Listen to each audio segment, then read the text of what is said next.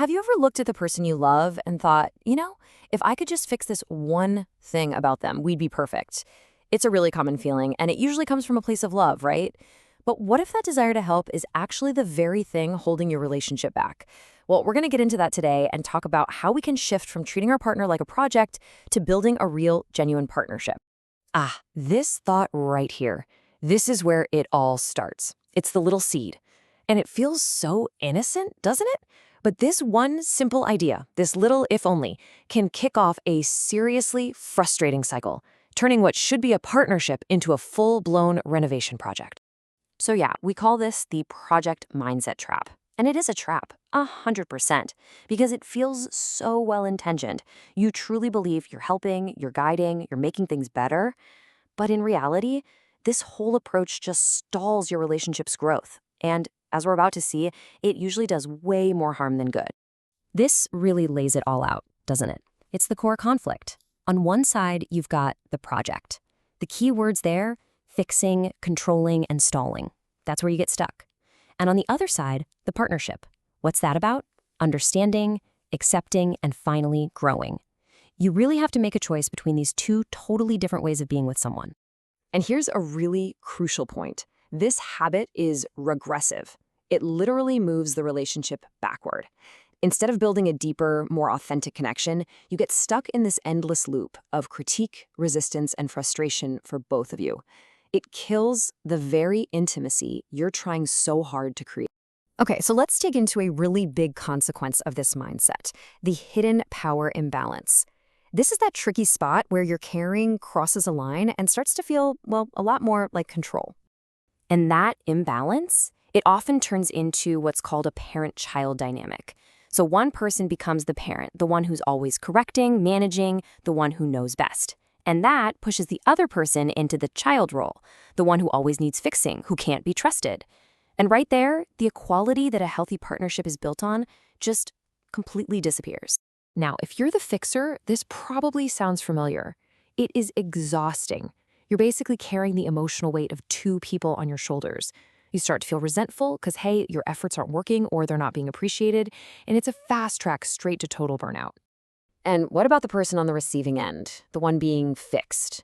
Well, it's an impossible spot to be in. They feel like they're under a microscope, constantly judged, never quite good enough. So what happens? Sometimes they just give up, stop taking responsibility, and lean into that dependent role. But underneath it all, there's usually this deep pool of anger and sadness brewing. And really, this is what it all comes down to. Your relationship is supposed to be your sanctuary, your safe harbor. It's the one place in the world where you should feel safe enough to be totally, completely vulnerable. But when it's filled with constant critique, that sanctuary, it turns into a courtroom, and all that safety just vanishes. So this begs a really tough but super important question. If this whole dynamic is so damaging, why on earth do we do it? Well, to find the real answer, we have to stop looking at our partner and start looking in the mirror. Let's just sit with that for a second. What's really going on under the surface? I can tell you, it's almost never about their messy habits or their job or whatever the surface level issue is. It's usually something much, much deeper. The truth is that urge to fix your partner is almost always a reflection of your own inner world. It's a way to soothe your own anxiety. It can be about a deep need for control in a world that feels pretty chaotic. And sometimes, let's be honest, it's a straight-up projection. We try to fix in them the very things we can't stand about ourselves. It's a fantastic distraction from doing our own inner work.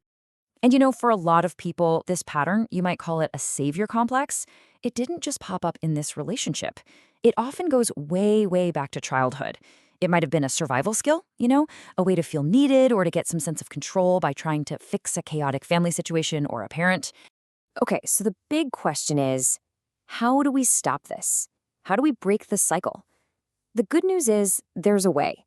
It's not about just ignoring problems. It's about completely shifting your approach. The path forward is all about acceptance. And here are 3 real, practical steps to get you there. All right, step 1, observation without judgment. Just notice things without that immediate impulse to jump in and fix it. Step 2, curiosity over correction. Instead of correcting them, get curious. Ask yourself, I wonder why they do that. Try to actually understand their world. And finally, step 3, redirect that energy. Take all that powerful fixing energy and point it back at yourself, at your own growth. I absolutely love this analogy. It's perfect for that first step. Be a lighthouse. Your job is to be a steady, solid, guiding light. You shine, you illuminate the path, but you don't chase after the boats, and you certainly don't try to control the ocean for them. You have to trust that they can navigate their own ship. So what's the payoff for all this work? What does a relationship even look like when you get to this place of acceptance? Let me tell you, it's not about having a perfect relationship. It's about having something so much better, something real. This right here, this is the absolute heart of it all. We have this idea that real intimacy is going to come from finding a perfectly polished partner who checks every single box, but it's not. True, deep, lasting intimacy is born from the complete opposite. It's born from knowing and loving and accepting all the messy, imperfect, gloriously human parts of each other. And here is the beautiful, kind of magical paradox of it all. The moment you stop trying to force your partner to change is often the moment you create the safety for them to actually change. When someone feels truly and completely accepted for who they are, flaws and all, they are so much more likely to want to grow. But this time, they'll do it for themselves, in their own way, on their own terms. So I'll leave you with this to think about. Take a second and think about your relationship. What's the one project you've been working on? And what do you think would happen? What would it feel like if you decided right now to just let it go, to release it, and finally start building a true partnership instead?